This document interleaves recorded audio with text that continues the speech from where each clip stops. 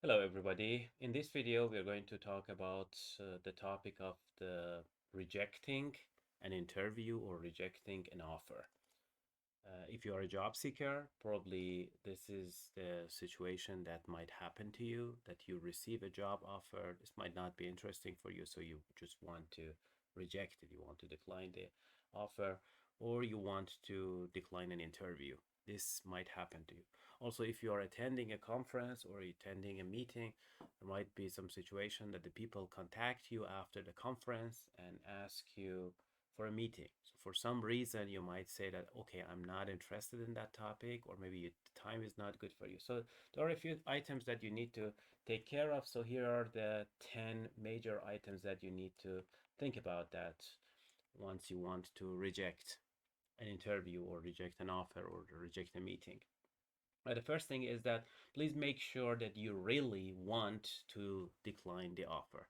Is it really worth whether you really want to reject a job offer, an interview, a meeting, or you want to think about that twice? This is the first thing you need to think a lot before doing that.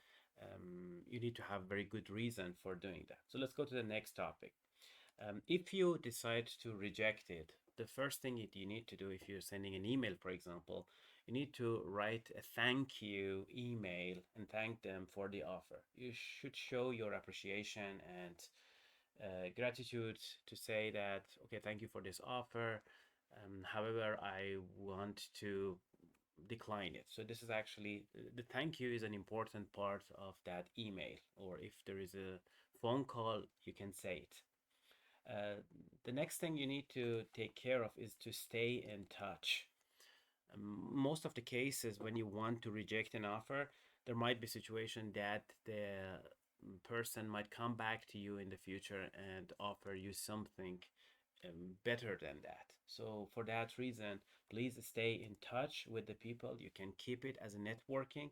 If you have the contact address of the person on the social media, on LinkedIn especially, or Zing, go ahead and do so and stay in touch, keep in touch, stay connected with these people.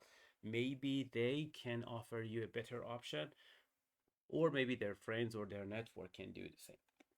The next thing that you need to do if you're writing an email, you need to somehow explain your decision, why you are rejecting the offer. You might be asking some details, you might be requesting some further details. For example, if somebody's contacting you, say, hey, are you available for a meeting? And then you say that, well, actually, this is the reason that I'm not available for the meeting. Or you can say that that is basically the reason that I don't want to accept the offer. So it's good to show some honesty. Depends on the situation. And of course, if you don't know how to handle it, of course, you can get in touch and we can help you. The next thing is the number five. If the timing is not good for you for the interview, or maybe you're busy, you're on travel, you can maybe ask for an alternative date. If the people inviting you for an interview or a meeting and the time is not good for you, you can politely ask them, oh, during this week, I'm not available, I'm on travel, I'm in a project, I'm out of the city. And if possible, please let's have the meeting or an interview 2 weeks later. For example, this can be the things that you write in an email. The next thing is if you think that the person contacting you is a salesperson or a recruiter, this might be enough reason to reject an offer. For example, a recruiter is contacting you and you come to conclusion, oh, this recruiter doesn't have the power to bring you further in the job search, or this person is a kind of salesperson and has nothing to do with the real hiring manager or the real person in the company. So for that reason, you might say that, okay, I don't want to accept this. This is a reasonable thing. Probably you don't want to tell it to them that because they are a recruiter, you don't want to talk to them and so on.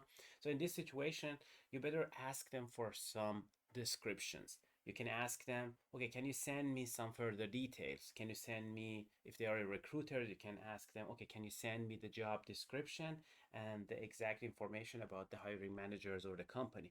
This situation can happen a lot, that the people who pretend to be a recruiter and working for some companies. They might contact you, especially in the social media and LinkedIn happening a lot, that the people, they call themselves recruiter and they try to contact you, get in touch, collect some CVs and collect some information from you, and then they disappear. This scenario can happen a lot. And for that reason, if some of these people approach you and try to offer you an interview, you can politely ask them, okay, could you please send me some further information about the job description and who the hiring managers are, or which company is exactly behind this position. And if they are real recruiters or if they are hiring manager, basically they can provide you with some further information. And if they are fake, certainly they will not continue the discussion.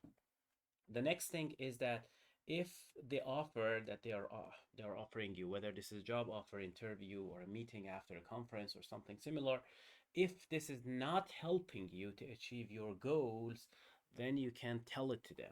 For example, you can tell them, well, thank you for the offer, however, this offer is not going to help me at the moment. For example, you are at the moment a job seeker, and if they're offering you something technically, they want to sell some software to you or they want to sell some database and so on, you might say that, okay, this is not alongside the goals that I have at the moment, and for that reason, I have to decline the meeting. So for that reason, probably this is a good reason to reject it.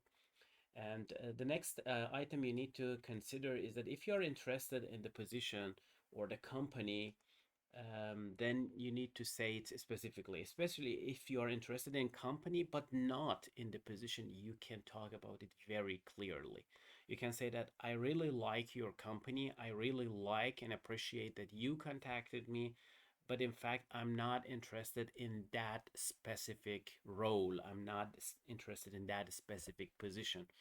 And we can stay in touch, and I would be happy to get in touch and further detail with you and so on for the next position. That is the situation that you haven't applied for a specific position. Maybe you applied for a position A and then they forwarded your application to another department, and the second department came to you with a second position, and then you say, okay, I'm not interested in that specific position, however I am interested in general in your company. So for that reason, you can stay in touch with the people. Another item that you probably need to consider is that if the salary is too low or the payment for that meeting is low. For example, if somebody's contacting you and they ask you for 1 hour discussion, you might think, oh, this meeting, I'm not going to offer that meeting for free because this is some sort of consulting session and I would not offer it for free. Or maybe this is a job offer, but the salary they're offering is not enough. So for that reason, you can decline it. Together with that, of course, you can clarify your expectation. If you think that the salary is just like 20-30% away from your expectation, you can still go for the meeting and continue with the negotiations and so on. And the final things is that if you have a better offer, for example, meanwhile, during the job search, you're contacting a number of companies and one of them send you the offer, you accept it, and after that another company send you a second offer, you say, sorry, I have already accepted an offer from an alternative company. Well, in most of the cases you can keep some of these offers on hold. You don't need to reject them immediately, but as soon as you are in a new position, you better tell them that I have already in another offer, I accepted another offer and I really appreciate your offer. And these are all the several items that you can consider how to reject and how to decline an offer. If you have other items that might be also relevant to you, please feel free to get in touch. And of course, we can discuss it in further episodes. Thank you once again, and then talk to you later. Bye for now.